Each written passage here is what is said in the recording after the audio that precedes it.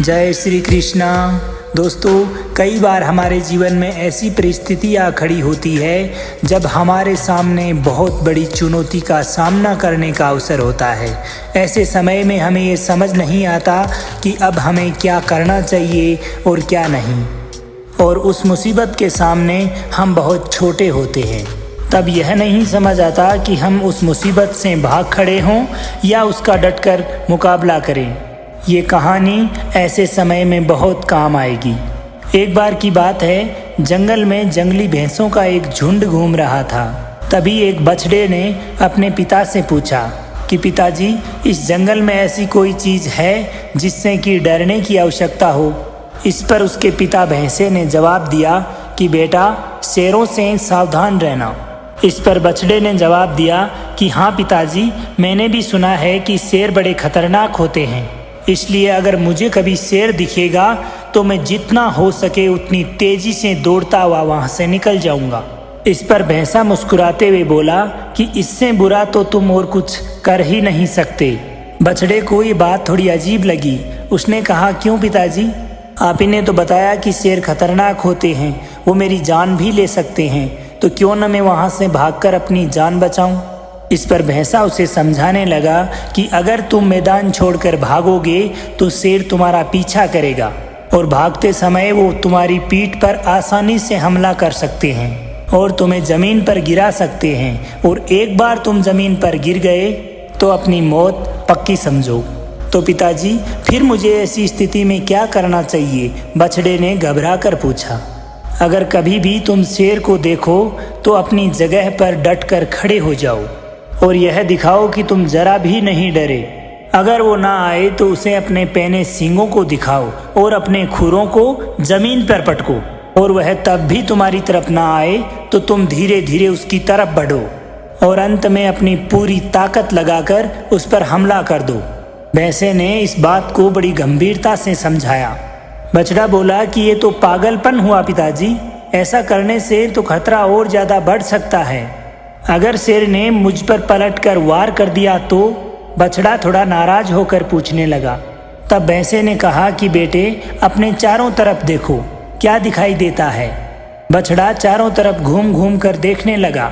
उसे अपने चारों तरफ ताकतवर भैंसों का झुंड दिखाई दे रहा था। अगर कभी भी तुम्हें डर लगे तो यह याद रखो कि हम सब तुम्हारे साथ हैं, और अगर तुम मुसीबत का सामना करने की बजाय उससे भाग खड़े होते हो तो फिर तुम्हें हम भी नहीं बचा सकते। लेकिन तुम अगर साहस दिखाते हो और मुसीबत से डटकर मुकाबला करते हो तो हम तुम्हारी मदद के लिए ठीक तुम्हारे पीछे खड़े होंगे। बछड़े ने एक गहरी सांस ली और इस सीख के लिए अपने पिता को धन्यवाद कहा। दोस्तों, हमारे जीवन में भी कभी न कभी ऐसी ही समस्याएं आती हैं जिससे हम डरते हैं। हमें लगता है कि हम इन समस्याओं से भाग खड़े होने से हम इनसे छुटकारा पा लेंगे, क्योंकि कभी कभी समस्याएं इतनी विकराल होती है कि हम हार मानने पर मजबूर हो जाते हैं। लेकिन एक बात हमेशा याद रखना कि जब भी हम उन मुसीबतों से डरकर भागते हैं तो वो मुसीबतें हमारा जोर शोर से पीछा करती है, हमारा जीना मुश्किल कर देती है। इसलिए दोस्तों, आप जिस सबक में कच्चे हैं, कुदरत आपको सदैव उसी प्रकार की कठिनाइयाँ और उसी प्रकार की परेशानियाँ बार बार लाकर सामने खड़ी कर देगी, क्योंकि कुदरत आपको उसमें छिपा सबक समझाना चाहती है, सिखाना चाहती है।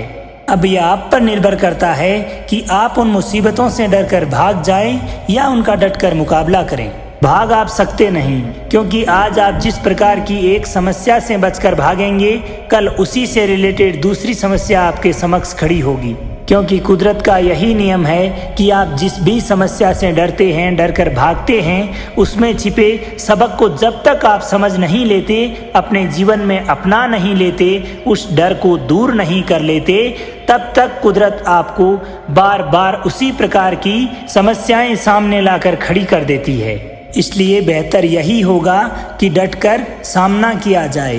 आप अपनी समस्याओं को दिखाइए कि आप उनसे डरते नहीं हैं, दिखाइए कि आप सचमुच कितने ताकतवर हैं, और पूरे साहस और हिम्मत के साथ उल्टा उनकी तरफ टूट पड़िए। समस्याएं अपने आप समाप्त हो जाएगी और आप जब भी ऐसा करेंगे तो ये पाएंगे कि आपके अपने सदैव आपके समक्ष खड़े हैं उन मुसीबतों का सामना करने के लिए और आपका साथ देने के लिए। इतनी प्यारी बात कही है किसी ने, समर में जो घाव खाता है उसी की बात होती है। छिपा उस वेदना में भी अमर बलिदान होता है। सृजन में चोट खाता है जो छेनी और हथौड़ी से, वही पाषाण कहीं मंदिर में भगवान होता है। फिर मिलेंगे दोस्तों ऐसी ही किसी इन्फॉर्मेटिव वीडियो के साथ। तब तक के लिए खुश रहिए, मुस्कुराते रहिए और अपने जीवन का आनंद लीजिए।